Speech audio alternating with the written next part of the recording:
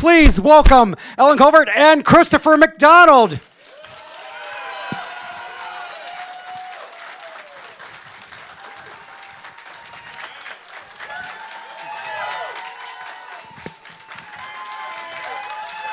Hello. Thank you. This is the closest Shooter's going to get to anything colored gold. Jackass. That's right. I went there. I'm loyal. I'm loyal to my golfer. It is so nice having you guys here. Welcome aboard. Thank you. Good to be here. Hello, everyone. Thanks for showing up. Yes, thank you. I'd like to apologize. I had a sweater on, and it was so hot next door. So you're stuck with me in my I Love Guns and Bacon t-shirt. Which I didn't know I had on until I took the sweater off. And then I'm like, well, everyone's getting an interesting selfie today. Thank you. Someone made this for me and sent it to me. Awesome. I was like, how did you know me this well? So anyhow, obviously working a lot with Adam Sandler. How did that all come about, and how much fun is it? Well, I went to NYU, and I was supposed to take a history class, and instead I took history of comedy, and this goofy dude from New Hampshire sat down next to me, and we were like, who are all these idiots? And then he was like, and then he did something that made me laugh, and I said, well, that was funny. And then we hit it off, and there were about 4 of us in that class that had this similar senses of humor, and that's kind of where I came into the picture. Mine was a little different. I was up in Canada, in Vancouver. And I just finished a film, and I was dog-tired, and I was a father of 3 children, and I'm a bad father if I don't go home and do my family. So I ran into Dennis Dugan, the director. He goes, McDonald, we've been looking all over for you. Read this. And I just looked at it and went, okay, cool, Adam Sandler, yeah, okay, great, sounds good. I am such a bad father if I don't, Long story short is, I went and played a golf tournament after that. Came in first, and I went, okay, I wonder if that golf movie's still around. I got to talk to Sandler, so I called Dugan, and Dugan said, yeah, come, we'll meet it, we'll set it up. And so they set it up. I sat down, I laughed for 45 minutes. I went, I'd be an idiot not to do this. And then Dennis Dugan says, we got him, we got McDonald. And he goes, there's a little bit of a hitch. Okay, what does he need, what does he want? He needs to live with his family. He hasn't been home to his family in a while, and it might be a deal breaker, and that's what they did. They put me on a place. I wasn't at the hotel where you guys were living at the bar, but I didn't, You didn't want to be at the hotel with us. I didn't want to be there. But it turned out great. We were all young idiots. He was like a dad of 3. Trust me, I'm a father of 4 now, so I get, he didn't want to be anywhere near us. Yeah, and it was good for sure to be a little bit away, and I just... once I started laughing with Adam, I thought, God, I'd be crazy not to do this. And then I asked him, who else were you looking for? And he said something really interesting. I asked him this recently, and I said, is it true that, was it Kevin Costner you guys wanted? Or no. It was always you, because Thelma and Louise had just come out, and you were such a jerk in that one. And funny. A funny jerk, and that's exactly what we needed. No, and Sandler kept saying, no, you got to see this guy in Thelma and Louise. He's the best. And then Quiz Show came out, and we're like, oh, he's really good. He can do all kinds of stuff. Thank you. That's very kind. And then we just humiliated him. Sadly. What a part, though. Oh, my God. What a jerk. I just loved doing it. It was some great lines that people memorize. I'm sure many of you know these lines. It's crazy having this wacko guy out there who didn't have a line. I think he had one. It was I have one line. I'll say one line. He ate a cracker. So Polly wants a cracker right there. So no, it was just it was a brilliant experience because we were shooting all over Vancouver and just Vancouver's beautiful. Vancouver's stunning, and that time of year it was great. So, and the rest is, as they say, history. Mm-hmm. Yeah. No, we were so excited to get Chris, and then we had Carl Weathers, and we were just like, we didn't expect to get movie stars in any of our movies. We were just like, this guy's been in all these movies, and then we got Apollo Creed. We were freaking out, and we just had a blast. It was so much fun. God bless Carl. Yeah. Chubbs. Carl taught us, literally just taught us so much because he was such a pro. Like, we were all excited to have those big chairs, like, those big director's chairs. And we're all like, We're sitting making high. Movies, we're making movies. And then Carl comes in, he's got some little chair. And we were like, what's that all about? And he goes, oh, I'll show you. Is my mic suck? Yeah, it died. Here you go. Have a fresh one, sir. Hello? There you go. Yay. So we'll start all over from the beginning. No, just Okay, so anyway, I was supposed to take a history of comedy class. No, but Carl, I go, why do you have that small chair? And he goes, because we're here a long time. And I go, yeah. And he goes, watch. And next time I saw him in between takes, he was like this. Wow. Try doing that enough. Oh, now. Oh, no. Oh, come on. I was like, genius. All right. Dude, you- Theater actor. I don't need a. Check, check, check. Okay. Oh, he can project, though. He's been on stage. I always need a mic. Although my kids have heard me be very loud at times. So have you used the Carl thing in future movies where you just put your Yes. seat back? And went, Yeah, I love that. That's good. I keep a small chair around somewhere just so I can find it and sit and sleep. yeah, smart. But So I have to ask you. What's Yes. that you ask? I ask you, how much is improvisation and how much is script on an average Adam Sandler film? the first take is always script. The first take is always script. And then embellishments ensue. And then people start walking up going, hey, maybe add this. Hey, maybe say that. Try this. And then someone will go, well, you know what would be really funny? And then if you hit him with your thing. And like some of this stuff, but yeah, we spend a lot of time ahead of time writing. And so we always want to make sure we get what we thought originally was the funniest. Now, once you add him, and then you got me in a beard, and then you got Kevin Nealon or whoever, then you automatically see like, oh, this can go a different way if we want it to. But then also everyone is kind of really good at being funny.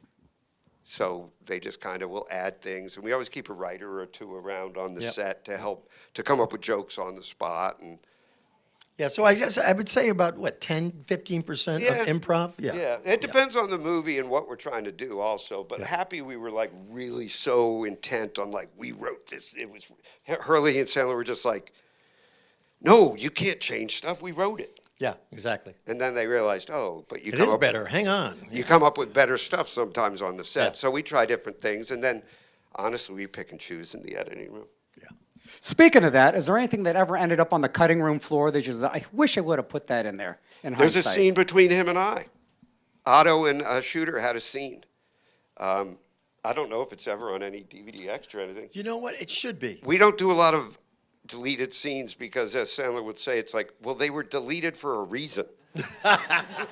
Because I swear, people were like, why wasn't Hal-El ever given his comeuppance? And we have that scene, but when we tested the movie tested significantly lower when he would beat up Hal-El. And then we would take it out again, and everyone would ask for the Hal-El scene. So we ended up not having it in there. Interesting. He sent a lot of people to kick my ass, I'll tell you that much. Whew. Yeah. Baby. I still have the golf bag, though. That's kind of a cool thing. It's a Wilson Golf. And so Adam gave me a gift the way he gave me a driver. And I took the bag with me, and I kept it in my garage. And my 3-year-old at the time thought it would be fun to get in some green paint and started painting the whole thing. But you know what? It kind of holds up good because I got my ass kicked off camera, and there's a lot of grass around there. That could have worked. So anyway, I sold it at auction for $1 million. Did you? No, I'm kidding. I was about to say, holy shit, I'm going to go to my storage unit, man. I got 4 kids. Yeah, exactly. Luckily, my oldest decided she didn't want to go to college. I was like, good choice. But, we did a scene where he wants to steal, he thinks it's Happy's clubs. Yes. And he goes to steal the clubs, and I'm sleeping in the locker standing up. And I think I say, he gives me this whole reason why he's there, and I just say something like, I didn't kill Nixon. Yeah, exactly. But it just like in the flow of the movie, it didn't really fit anywhere, and it kind of made him look not as mean or as good. Yeah. You know. The other thing is that comedies have to be 96 minutes. There's a formula in Hollywood filmmaking. 96 minutes is a lot. When you have in the can, you have 2.5 hours. it's hard to cut all that good stuff out. So stuff's got to go. So Yeah. I'm hoping that the one that we did, Happy Gilmore 2, is gonna. We shot probably 3 hours of stuff. Yeah, I heard So there it's was a crazy. lot of Yeah. footage. So anyway, we're looking forward to that, but I have no idea. They're still cutting away, and it drops on the 25th of July. Okay, yeah, July.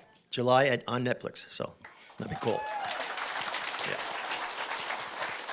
Do you ever get to see any of the rough draft edits while in I process? haven't seen anything. Nothing? I would love to say I got that intel from them, but they're cutting. They want to present it out there. See what they do is they go out to like neighboring towns of Hollywood and they get an audience to come in, and then they put the little cards out and people. Any of you ever done that where you put some notes into a movie? Yeah, it's a very interesting way to get stuff back. And like he said on that situation with Hal L not getting his comeuppance.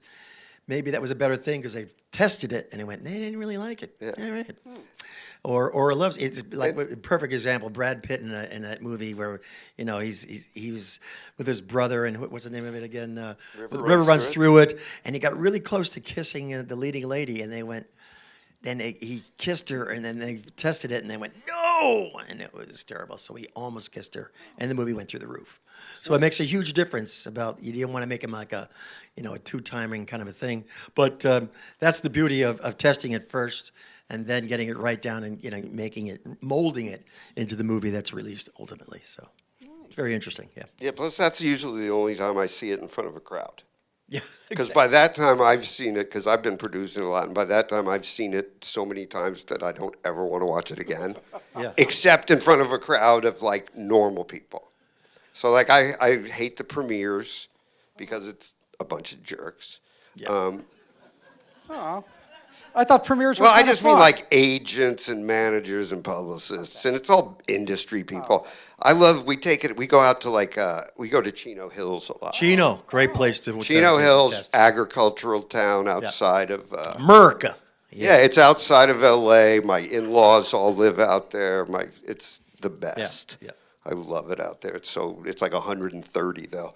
But they literally have a mall that's a mile long. It's like famous, the Chino long, yeah, mile. right. And there's a good theater, and there's an Improv there too. And we go and test out there because everyone likes to go see movies, and like I said, it's a regular crowd. You're not getting someone going, well, the visual effects in the second part of the third act kind of. It's like, oh, shut up. Is it funny? This is what I'm interested in. That he's been producing these movies for maybe 10 years, 15 years, longer. I think the first one I actually got the credit on was Big Daddy. Big Daddy, yeah. We didn't understand that I was supposed to get credit for all the other stuff I was doing. Because I was just doing it because I was having fun and hanging out with my friends. I'd be like, I'll sit in the editing room. Yeah. I'll sit in the writing room. Did you have to ask for producer stuff, or did they? I think I got mad on Big Daddy one day when they asked me to do something, and I'd just been filming all day, and I was like, I don't want to fucking do it. Sorry. I was like, I just want to go back to the trailer and take my makeup off. I'm an actor. Why do you make me do all this stuff? And they were like, well, now you're a producer. I was like, okay, I'll stay. Love it. Yeah, but honestly, I have so much fun because it's not like there's different kinds of producers, like Bernardi. Yeah. Barry Bernardi's the guy who oversees all of Happy Madison's He's so good. production Yeah. stuff. Yeah. He's like it's called the line producer. He's in charge of who gets paid and Yeah. he puts together the whole crew and everything. He's the king. Like Truly seriously. the king. The Great unknown guy. Yeah. special sauce. Yeah. This guy started as a PA on the movie Halloween. No kidding. Yeah, he's a dead body.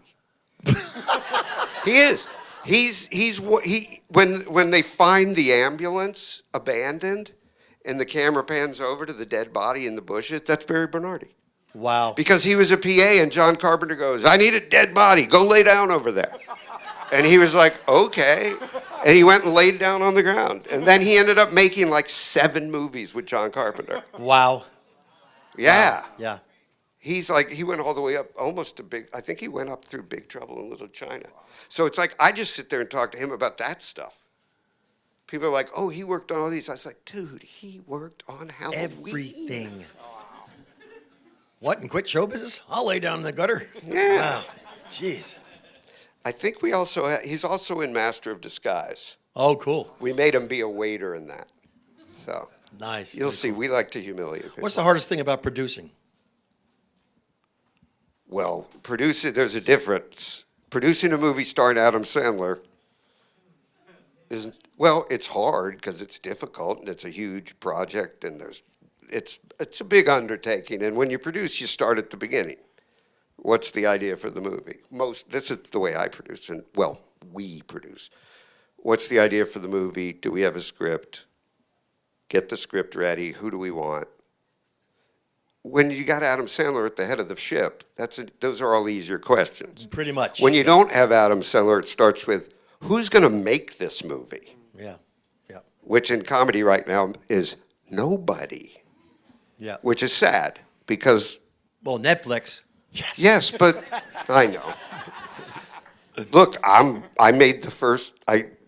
made the first Netflix original movie, The Ridiculous Six. Yep. And it's great, and I love all the movies we do there, but there is something about sitting in a theater with your idiot friends and laughing your asses off. Yeah. And obviously, 25, 30 years ago, you guys all did that, and you're still excited about it. Last week, I did a convention, and they had the whole Nerds cast, Revenge of the Nerds. Wow. Good. Do you think I was not standing there bum rushing the photo op? Like, it's all I talked about from the minute my plane landed was, when are the nerds doing a photo op and when do I get my picture? And it's literally obsessed all day. I was going to their agents, when is the picture? And it's on my dresser at home because I was so excited. I couldn't believe they had all of them. Well, they didn't have Anthony or Timothy Busfield. Oh, well, no. But I mean, Anthony Edwards, he's probably just lives in a vault of ER money somewhere. And Timothy Busfield, I haven't seen him since Me either. Little Big League. Yeah. Little Big Great wow. movie. Great movie. Little Big League. The kid inherits the Minnesota Twins. Yep. Yep. Comedy. I love comedy. That's all I care about. I don't give a crap. I don't go to film festivals. I don't want to go to film festivals. I don't watch the Oscars. I don't watch the Oscar movies. I watched Major League last night. I'm just looking for comedy. That's all I want. I agree. Totally agree. Do you remember like the first comedy film that you had seen that made you want to pursue this as a child? What made you laugh and what made you gravitate this into a career? Well, you're a real actor. like I have this discussion with people. Like, I do not consider myself an actor. I consider myself a comedian, not even a stand-up comedian, I'm a comedy guy. I like to look stupid. I will pick the character that gets to fall down the most. If I get hit, I'm a physical comedy guy. I mean, I'll write some damn jokes. I'll write some good jokes, by the way. I'm not going to, I'll pat myself on the back. I have written some good jokes. But I just like to look goofy and be silly. But I'm going to go with, I loved stand-up comedy when I was a kid. But like, Stooges. Yeah. Yeah. There you go. Every day after school, Stooges. Yeah. I love just anything funny. I was just always gravitated towards anything funny, whether it was TV. I mean, you know what I'm psyched about this weekend. You know I'm waiting to go take a picture with the Happy Days guys. Yeah. Yeah. And by the way, I've known Henry for like 30 years. One of the nicest men in show business, Henry Winkler. Never, God love him. literally, Fantastic. Whenever people go, oh, Hollywood's full of jerks, I just go, not Henry Winkler. I really do. And I'm like, nicest person I've ever met. All he wants to do is go trout fishing. Is that right? That's his passion now? It always has been. For the water boy, he would be like, anyone want to go fishing? But I mean, Happy Days, Welcome Back Kotter, Laverne and Shirley, Cosby. Yeah. This was like decades ago, guys. This Way was even before the old Me Too pre-rumors. thing. This was like, there was no rumors. It was like, he was Bill Cosby, goddammit. And he wasn't even America's dad. He was Fat Albert's dad. Yeah. By the way, it's still the greatest stand-up comedian I've ever seen live. So good. So good. Sat in a chair like this for an hour and a half at Radio City Music Hall. And ripped. And just every word out of his mouth brought the house down. Yeah. Anyway. And for me, I'm just to answer the same question.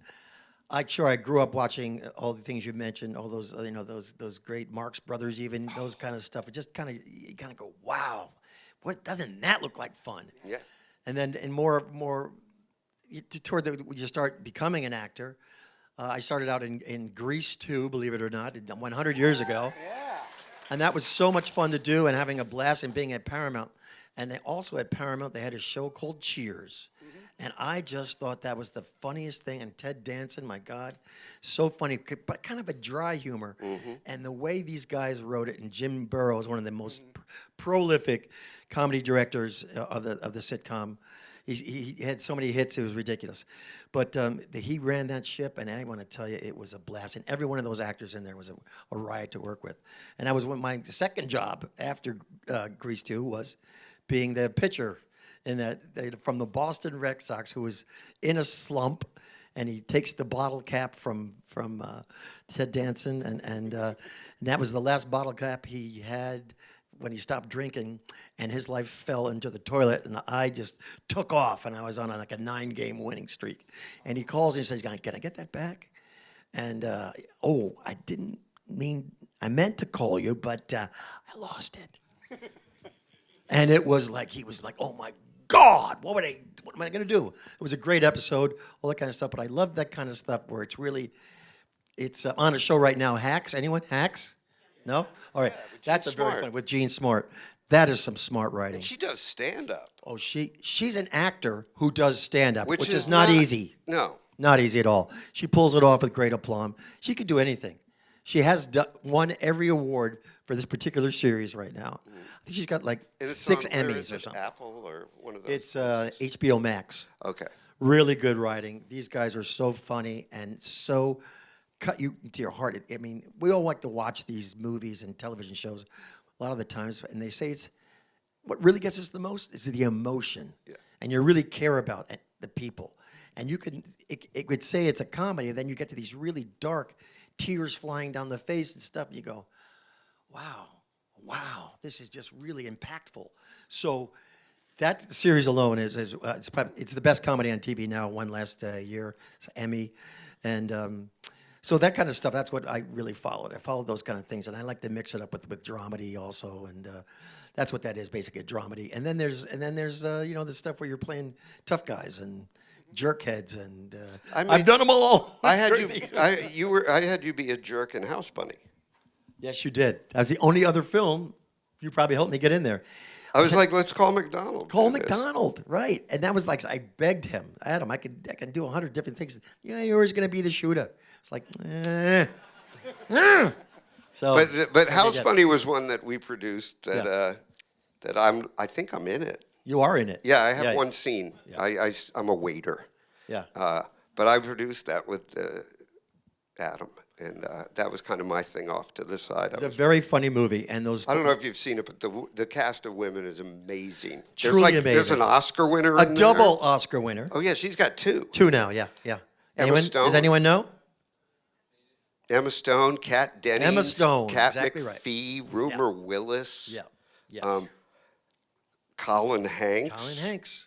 This kid Tyson Ritter, who was in the band All American Rejects. Yeah. It's a great cast. Yeah. Hugh Hefner and his 3 girlfriends. We got to film. Work with them. Awesome. We got to film in the Playboy Mansion. And have you ever seen a rock star during the day? You're good. That's funny. That's the Playboy Mansion during the day. You're just kind of like, this is kind of old and dusty. Yeah. When you turn the lights down, and it looks like, and literally someone said, "What's it look like?" I said, "It looks like the only thing that's ever been updated in this house are the pictures." Because it literally did. Yeah. It, like everything in there. I didn't go near the grotto. I was just like, no, dude, I'm not going near that place. You still have some kind of disease. If Yeah, you're, no, but that was fun. But yeah, so we had Chris in that, and that was fun. And that was fun. That's things like that where it's like, well, it's all these young people, but let's get some of our older friends to come in and do. So we had you, we had Beverly D'Angelo. Yeah, she was great. I named the bad guy in the movie after my mother-in-law. You can do things like that when And you're producing. I didn't realize that until like the first screening. And I'm like, oh. Oops. Sorry, babe. And I like the full name, the last name, everything. I'm happy about it now. At the time, I apologized. Now I'm like, no, that's her. Based on her. Can we get some questions from the Yeah, audience? sure. Yeah, raise your hand and come around, and we'll grab a couple of your questions. You guys are I'm gonna riot. go with Will. I know All right. Will. Oh, Will. We know Will. There's a mic for Yeah, Will, you. Will's got a booming voice. Come on, Will. And he's got a Norm Macdonald shirt on. Well, that was what my question was going to be. I'm wondering if you could tell any of us any personal stories of being around or working with Norm Macdonald. This is about working with Norm Macdonald. Norm Macdonald, Very funny. so smart, so crazy, so sweet, so funny. I mean, look, the guy was apparently dying for years, and no one knew except two people. Wow. And I'm talking about, I went out, we did a 5-city comedy tour. And you didn't know. No one knew. Wow. For years. Wow. And like Norm would disappear. And we'd be like, what happened to Norm? Norm would cancel things. And we'd be like, Norm is just losing his mind. And then he'd be back and he was Norm. But when we did the comedy tours and he would go out with Adam, he's the one guy who I would never miss a set. Because every night was different. Always, right? He would do different stuff, all well thought out, all written, and everything just ridiculously funny. But he was the guy who would get it. You would say something to him, and he'd be like, I didn't know that. And then the next day, he would know everything about it. Like we did, it was like something weird once on the set of Grown Ups. He was in Grown Ups, but then he got cut out. It was like this running character that just didn't. It was another one where we had all this Norm Macdonald stuff. We also had a lot of Gary Busey stuff. That's a whole other story. Dude, I have a TV show that I could make, which is literally just background footage of Gary Busey and a chimpanzee. And in the movie, it was supposed to be that he was one of Sandler's clients, and Sandler got him on a reality show where he lives with a monkey. And every time he would call, it would be like Gary Busey with a monkey hanging on him. And we have it all on film, and it's the funniest stuff you've ever seen. And he was, anyway. That's great. I did Dirty Work with him. Yeah. Thank you. That was a fun movie. I did some crazy stuff in that movie, and a lot of it came from our boy that we're talking about. I tell you, he said, Chris, hold the dog up like this, a Chihuahua, and we'll get the urine to go into your mouth and post. And I was like, do what now?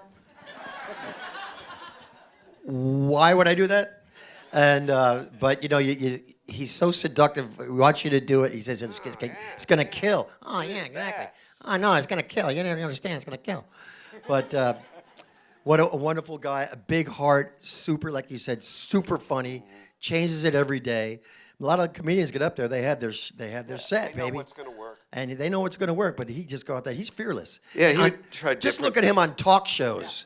The man is a champion on those things. He has the funniest comebacks. There's a great, it's a really famous episode of Conan, and it's him and Courtney Thorne Smith. Yeah. And he's literally just, her whole interview, he's making fun of the movie she's promoting. Just literally like Blatantly. nonstop making fun of like what a terrible movie it is and how Carrot Top shouldn't be in movies. And she's laughing so hard because it's so funny she can't stop laughing. And you got to watch it. There's it ends on the greatest joke, and it's completely spontaneous, and it shows how insanely brilliant he is. But his Weekend Update, like, Yeah, that was great. On Conan's podcast, he had this guy, Jim Downey, who is one of the legendary Saturday Night Live writers. He's the principal, not the principal, he's the high school principal in Billy Madison. He gives the famous speech of everyone in this room is stupider. So he's one of the greatest comedy writers of all time, that guy. And then he's also in There Will Be Blood. Yeah. Yeah, weird. Because Paul Thomas Anderson loves Saturday Night Live, and he met Jim, and he was like, you'd be good in this movie. And we're like, what? That's how that happens? I was like, oh, yeah. But he talks about, he was the guy who was the writer-producer of Update with Norm. And he just talks about how, like, they didn't care, and they kept telling them to stop doing OJ jokes, and they would do more OJ jokes. Because it's live. Yeah, and that Norm just refused to stop doing OJ jokes, and would literally, and Jim tells the story that they went to Norm and said, if you fire Downey, you let us fire Downey, we'll let you stay. And he goes, fuck that, I'll quit. And Downey didn't know that until years later. Wow. And Norm goes, if he goes, I go. Wow. They kept everybody. Till they fired them. Let's grab about 2 more questions. Yeah, They're yeah. going to be headed back to their table This to guy. hang out. So Caleb. hang on. Wait for a microphone to come around, sir. We're almost there. No worries. That's Caleb, right? Yeah, there you Awesome, go, Caleb. buddy. You're How up. come you know all these people? Can I tell you something? What is your favorite comedy movie? Of all time? Yeah. Okay. This is tough. Midnight Run.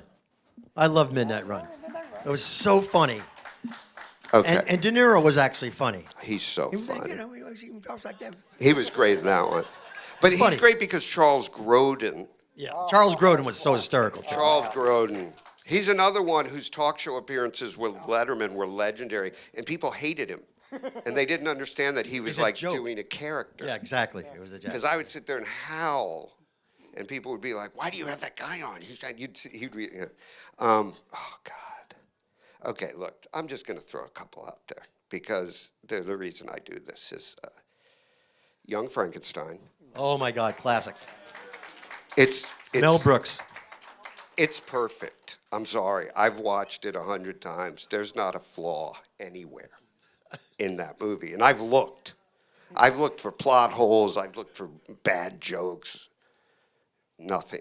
I look at outtakes and laugh my ass off on that movie. It's so That movie funny. is so unbelievable. And the cast. Terry Garr, she's in another one of mine that no one knows about. She's in a movie called Let It Ride with her and Richard Dreyfuss. Yeah.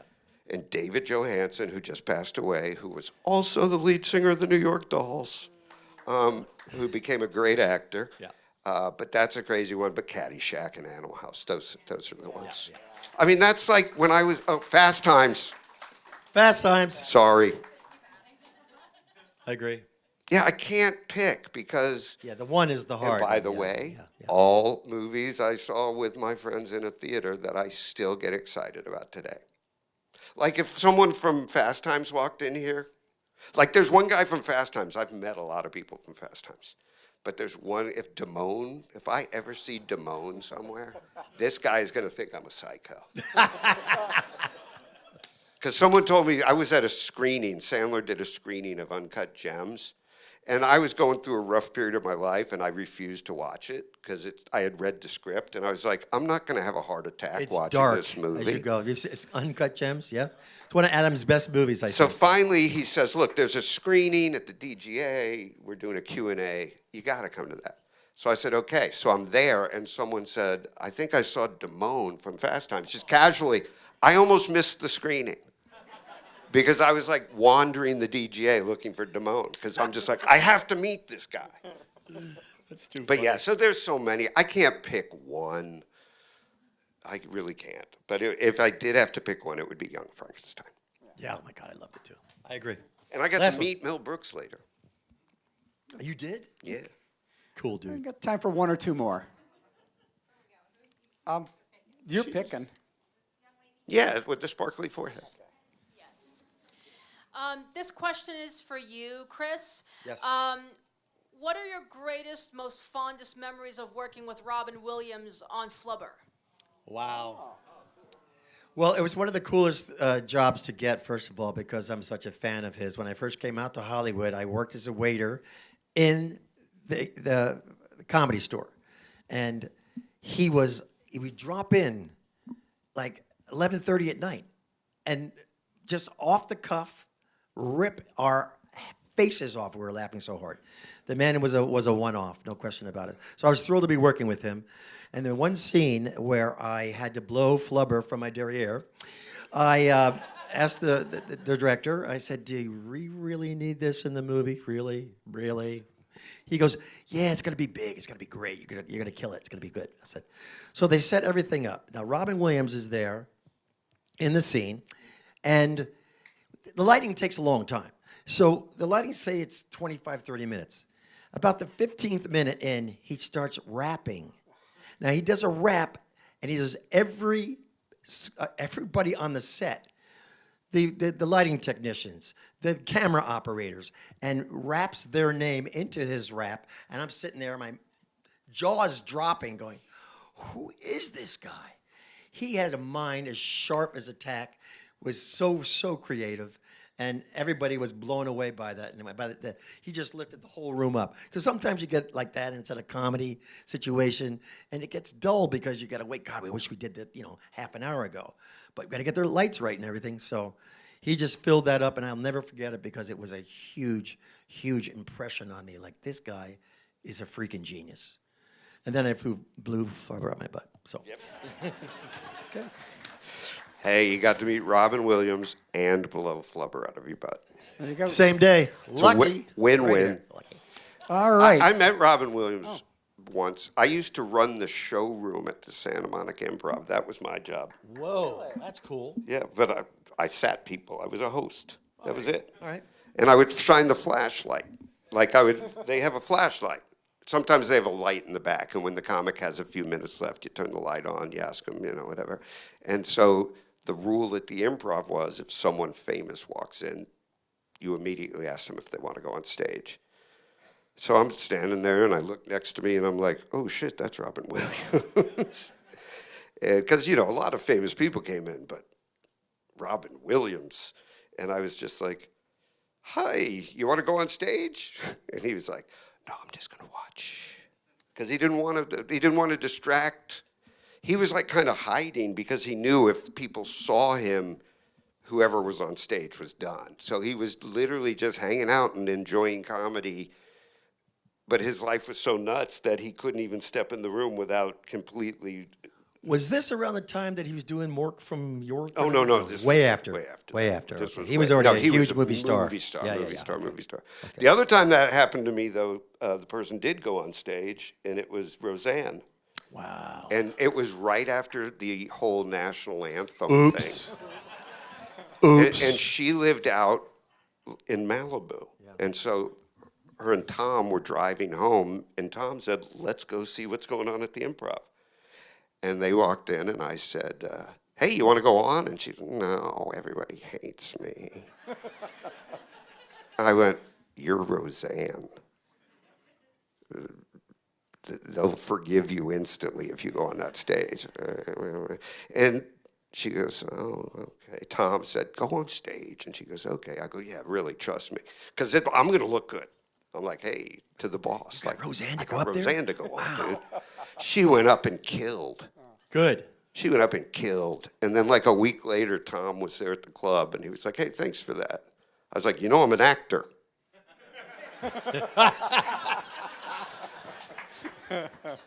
And he said, call this number. And there's an episode of Roseanne called Vegas Interruptus, where her and Dan are going to Las Vegas, and they get snowed in on the runway, and everyone on the plane starts gambling. Seated behind them is a handsome young man of about 23. And when they say, I got $10 that says this plane isn't even taken off, I said, I'll take 10 of that. 3-camera film, 3-camera show. 2 of the cameras, one of them is this beautiful 3-shot. Dan, Roseanne, me. One of them is me. Dead on. One of them is my finger. And it's a 2-shot of Dan and Roseanne. The day after it aired, my dad called me. I swear to God, this is not a joke. My dad called me and was like, congrats, I heard you on Roseanne last night. And that's, just to let you know, that's where I get my humor from. That's good. Yeah. That's pretty funny. The only time I ever did stand up on TV, my grandmother called, and I go, what did you think? And she went, your nose looked huge. And I said, well, what about the jokes? She goes, that's not for me. I was like, great. Can't wait to continue on this career. Thanks for your support. Thanks, Grandma. But by the way, I got a goddamn good movie out of it. Yeah, there you go. Out of her being my grandma. Yeah, there you go. Yeah. There you go. Because that is based on her. Oh, And I had to live with her for 2 months once in a small condo. Did you write that one? Yeah, me and Nick Swardson. You and Nick Swartzen. Oh, wow. Yeah. Wow. We didn't even know Swardson. And we had just met him. He had just come into LA recently, and we saw his stand-up, and we had just met with him. And literally, we had a draft of the script that was not R. It was a PG-13. It was like a romantic comedy, and we're like, this isn't what we were wanting to do. And we were just like, hey, what about that guy we met the other day? Maybe does he write? And we called him. We were like, do you write? He goes, yeah. We go, come on in, and let's work on this. And we just started writing Dante shit right away. And yeah, so that was how that happened. Cool. Very cool. But yeah, let's take one more quick question, then they're going to head back to their table to sign and hang there's out. someone with a doll way in the back. All right. Or a Muppet. We'll go with that. All the way in the back. It's like the price is right here. Yeah. And it says game show host. So look at that. All right, there you go. You saw that from here. No, I didn't. The fact it's written really big. That's the only Yeah. reason I saw it. Mr. McDonald, Yes. my favorite film of all time is Quiz Show. I would like, and I think you did a fantastic job as Jack Barry. Thank you. I wanted to know what sort of prep you did for that role, because you absolutely nailed Mr. Barry. So. Well, thank you for saying that. I appreciate you. Here's what happened. I was doing a series at the time. It was a show with another comedian. It was a show. It wasn't, and they said, "Hey, you got to go in and meet this. You got to go and read for this Jack Barry part." I said, "Yeah, but I'm doing we have the audience is coming in. I got a lot on my plate. Let me do it another time." They really need you to do it now. Robert Redford's directing. I said, "What? Robert Redford? Why didn't you say so? That's a horse of a different color. Of course I'll do it." So I went in and I did. This was me and a girl, 7 o'clock in the morning, just a little camera. We're in there and we just do this thing. And I figured I could talk a little bit like him because I knew the whole Joker, Joker, Joker, which he did after this terrible thing happened. But the long story short is, Redford loved it. Come to New York. And I'm thinking, okay, I'm waiting for a plane ticket. That didn't happen. So I flew myself to New York and I said, I'm in town, called the casting director. And she said, you got to come over. You got to come over. You're here. So come on up. So I go up to there and I'm waiting. He said, Bob's always a little bit late. So I said, okay, how late? Yeah, a couple hours. So I said, well, okay then. There's a thing called the Television Academy. You could go in there. It's a bibliography of every great thing that's ever done. I go in there. I do my dance. I get stuff. I watch Jack Barry for an hour and 45 minutes. And I got him in my head. Now, I didn't want to mimic him, but I wanted to create that kind of feeling and that kind of delivery and see his little ticks and stuff so that I could just sort of, I don't want to say impersonate, but I wanted to just make him bring it to life. And I'm doing all that work. I get into the room. I see Mr. Redford finally walks over. Chris, Bob, how you doing? Good to see you. I'm going to be one in a minute. I went, oh boy, how long is this going to be? And he goes, and 2 minutes later, I had already gone in the other room because I was waiting around going, can I get my, thing that you as an actor to go, Chris McDonald, reading for Jack Barry, profile, that kind of thing. And they look at you. And then he comes back out and he goes, no, don't. We walk by the room. I think we should go in there where I'm going to do my callback reading. No, you come with me. I'm walking through the threshold into his office, and he says, I don't have a problem. You're our Jack Barry. And I looked at the casting director, Bonnie Timmerman, and I said, is this? And he goes, yeah, just tell me about yourself. And we talked for 25 minutes. The coolest guy in the world, and I was so glad I had prepped it because I think I was emanating Jack Barry. He saw it in my eyes, and he just went, I love the reading, and you're our guy. Wow. So that was a big thing to get into because it's one great movie. Paul, was up for the Oscar. Giamatti? Older English actor. Paul Newman was supposed to play this part because Bob and Paul are old pals, and I forgot his last name right now, but he played the father of Ray Fiennes. Oh. He broke your heart. He was so freaking good. So he was up for a Best Supporting Actor, but the people I met and the things in the cars and all the kind of stuff. Doing a period piece is one of my favorite things. Plus being in New York, where I lived, where I grew up, where I starved as an actor, where I was a waiter, and I'm working now with Robert Redford. So I didn't want to screw it up, and I prepared, and all that preparation paid off. So that's how it happened. Thank you. And that's all the time we got. Thank Please. you, guys. They're headed back Thank you to their very table. much. They're headed back their table sign. Ellen Covert, Christopher McDonald. You gotta love them. Excellent job. Thanks, guys. Here they go.